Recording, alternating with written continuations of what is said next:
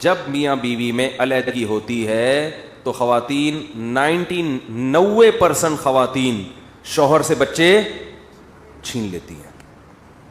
وہ تڑپتا پھرتا ہے اور کوئی قانون جب تک بہت بڑا پوا نہ ہو, جج آپ کا چھوٹا بھائی ہے بلکہ وہ بھی نہیں مانے گا, بہت ٹھیک ٹھاک پیسہ ہو آپ کے پاس جج کو رشوت دینے کے لیے, بہت بڑی کوئی سورس ہو, اس وقت تک جج آپ کے حق میں فیصلہ بولو نہیں کرے گا. مکمل حقوق کس کے پاس جاتے ہیں؟ عورت کے پاس. آدمی خرچہ دے دے کے آدھا ہو جائے گا, ملے گا اسے کچھ بھی نہیں. عدالت سارا خرچہ آپ سے لے گی مگر آپ کو باپ کے حقوق. ابھی تم لوگ کے ساتھ ایسا ہوا نہیں ہے, ہو گیا تو پھر بولو گے یہ مولوی صحیح کہہ رہا تھا. اللہ کرے نہ ہو ایسا. پھر آپ کے بچوں کو آپ کے خلاف ورغلایا بھی, نچوڑا پورا جائے گا آپ کو, سرنج سے نا پورا نچوڑا جائے گا. اسکول کی فیسیں بھی اس سے لو, علاج کا خرچہ بھی اس سے لو, لیکن بچوں کو باغی بنایا جائے گا کس کے خلاف؟ باپ کے خلاف. تو میں ان خواتین سے کہتا ہوں, اور اگر مرد چھین لے عورت سے تو وہ بھی ظالم ہے. یک طرفہ بات نہیں کر رہے ہم, جو بھی ظلم کرے گا وہ کیا ہے؟ ظالم ہے. تو بتاؤ جس مذہب نے جانور کے بچوں کو اس کے پیرنٹ سے جدا کرنے کی اجازت نہیں دی, وہ انسان کے بچوں کو ایک دوسرے سے جدا کرنے کی اجازت کیسے دے سکتا ہے؟ کتنا بڑا ظلم ہے باپ یا ماں پر.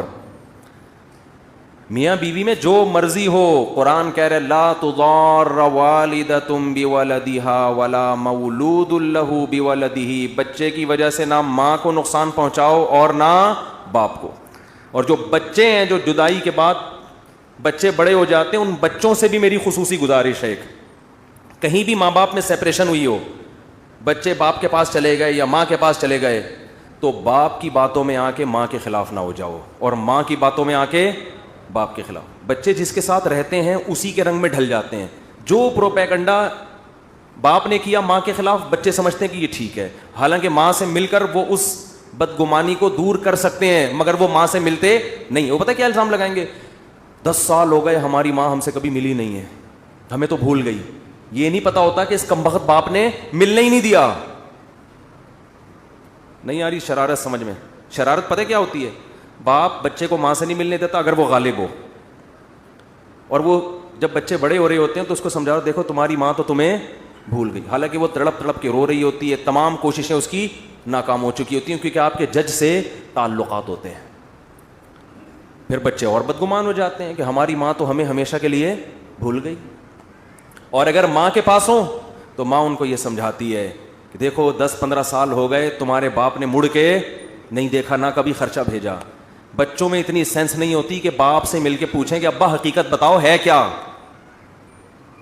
سمجھتے ہو کہ نہیں سمجھتے؟ اس زمانے میں کسی کے خلاف جب کسی سے سنو تو یک طرفہ بات سن کے کبھی بھی بدگمان مت ہو. انسان کی عادت ہے وہ اپنے مفاد میں بات کرتا ہے, جب کرے گا 4 اس میں جو ہے نا ٹماٹر اور پیاز کا تڑکا لگا کے رائی کو پہاڑ بنائے گا. وہ بچے کے لیے ماں کا جیسا حق ہے باپ کا بھی ویسا ہی, باپ کا جیسا حق ہے ماں کا بھی ویسا. میرے پاس آتے ہیں ایسے کیسز, بچہ کہتے ہیں ہمارے باپ نے ہمیں پوچھا نہیں. میں کہتا ہوں بھائی جو باپ ہے نا اس کے پانی سے اللہ نے تمہیں بنایا ہے, اس کا حق قیامت تک ختم, مرنے کے بعد بھی ختم نہیں ہوگا, زندگی تو دور کی بات ہے.